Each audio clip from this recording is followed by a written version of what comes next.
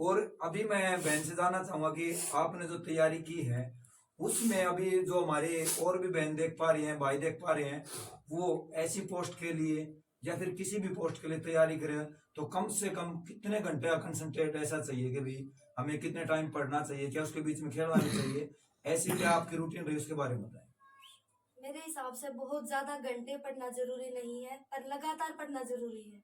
एक भी दिन बीच में स्किप करे बिना आपको अपना पूरा प्लान बनाना है अच्छे से। बस डेली जितना टारगेट बनाया है उतना काम कंप्लीट करते जाओ। और इस बात में भी कोई गारंटी नहीं है कि बिना कोचिंग आप क्लियर नहीं कर सकते। मैंने एक एकेडमी ज्वाइन करी थी, लेकिन सिर्फ 2 महीने। 2 महीने में उन्होंने मेरे को रास्ता दिखाया था, उस रास्ते पे चलना अपना काम है। उस रास्ते पे चल के सेल्फ स्टडी से और घर पे ट्यूशन पढ़ा के 3-4 साल, 4 साल से कंटिन्यू मैंने घर पे ट्यूशन पढ़ाया है। उसके बाद मैं यहाँ तक पहुंची हूँ। तो ना कोचिंग की जरूरत है, ना किसी और चीज की जरूरत है। जरूरत है तो अपने मन को खुश रखने की और परिवार के साथ की, सपोर्ट की और मन में जुनून की। अगर मन में जुनून है तो आप कहीं तक भी पहुंच सकते हो। बस अब उस जुनून को खत्म मत होने देना, और अगर कभी असफल हो जाओ तो हार मान के मत बैठना। वेरी गुड, धन्यवाद सिस्टर। जैसा कि आप अभी देख सुन पा रहे हो, बहन ने जो बताया है कि भाई कभी भी किसी भी सफलता के लिए हमें किसी का स्पेशल सहारे की आवश्यकता नहीं है। हमें आवश्यकता है तो किस चीज की, कि भाई हमें अपनी सेल्फ स्टडी करनी है और जो भी टाइम मिले उसका यूज करना है अच्छी तरीके से। और बहन से हमने पूछा कि भाई आपके पीछे सफलता का राज, सारी बातें बताई। और सबसे बड़ा इन्होंने बताया कि भी इनके पापा जो थे वो एक सब्जी मंडी में कार्य करते हुए इनकी इतनी सपोर्ट कर रहे थे। और रियलिटी तो ये है कि भाई मम्मी पापा स्पोर्ट्स सभी के करते हैं, लेकिन मम्मी पापा की उम्मीद वो खरा कोई कोई उतरता है। जैसा कि आप देख पा रहे हैं हमारी बहन, और मुझे भी प्राउड फील हो रहा है कि मेरी बहन के साथ बैठ के आज मैं इंटरव्यू लेने का मौका मिल रहा है।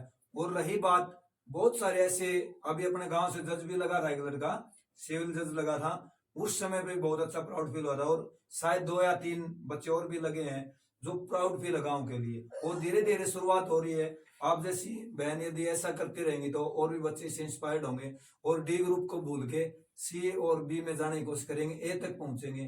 तो मैं उम्मीद करता हूँ कि हमारी वीडियो के माध्यम से जो आप इंस्पिरेशनल न्यूज जो देख पा रहे थे, मुझे उम्मीद है कि आपको अच्छी लगेगी। और यदि आपको ये अच्छे लगे तो ज्यादा से ज्यादा शेयर जरूर करें। वो मेरी तरफ से इसकी मकर संक्रांति की हार्दिक शुभकामनाएं। हमारे गांव के लिए आज बहुत ही ऐतिहासिक बात है। ये गुड़िया जो है अपने गांव की ब्राह्मणों की लड़की, बलवान की लड़की है और बड़े होनहार पद पर पहुंची है। ये पूरे गांव के लिए, हमारे गांव में एक उत्साह उल्लास का विषय है। और इस पद तक पहुंचने के लिए बड़ी मेहनत करनी पड़ती है।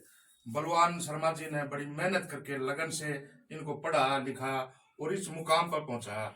और इस लड़की ने भी बड़ी लगन और मेहनत करके इस मुकाम पर पहुंची है। मैं सभी बच्चों को ये संदेश देना चाहता हूँ कि आगे अपना भविष्य संवारने के लिए इस समाज में शिक्षा का होना बहुत जरूरी है। ये शिक्षित ही तभी उस पद तक पहुंची है। शिक्षित नहीं होती तो ये भी किसी गृहिणी का कार्य करती होती। तो मेरा यही संदेश है कि सभी ग्रामवासियों के बच्चों से कि भाई शिक्षा के बगैर समाज का उत्थान नहीं है। ज्यादा से ज्यादा पढ़ लिख के उच्च पदों पर पहुंचे। जय हिंद, जय भारत।